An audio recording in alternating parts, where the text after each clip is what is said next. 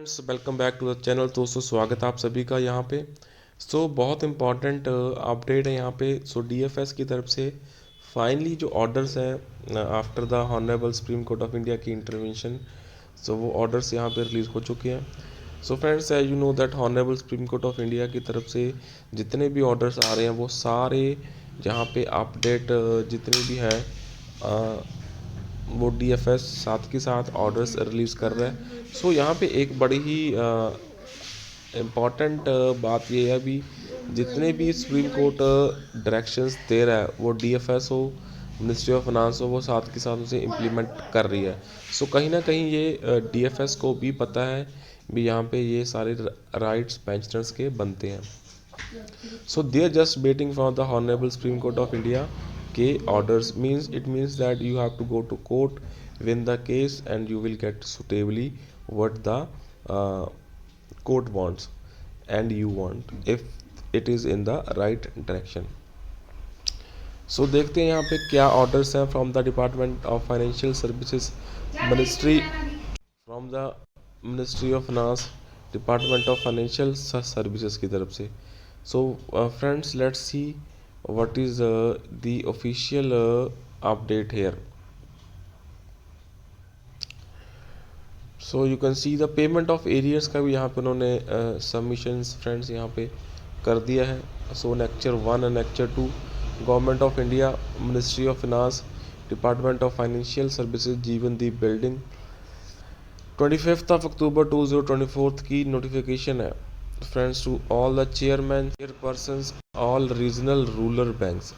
ये सारे आदेश regional rural banks को यहाँ पे दिए गए हैं। कंटेम्प्ट पिटीशन उनकी 1798 of 2018 in the Honorable Supreme Court regarding the implementation of pension scheme as well as the computer increments in all the RRBs. I am directed to refer to the subject cited above and to say that the above matter was heard in the Honorable Supreme Court on 21st of October 2024, whereby the court has directed the government to file an affidavit setting out further compliance made before the next।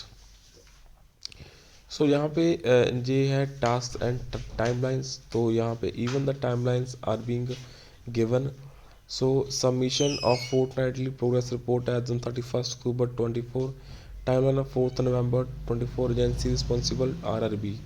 Submission of fortnightly progress report as on 15 November 18 नवंबर तक देनी है और agency responsible है RRB इसमें।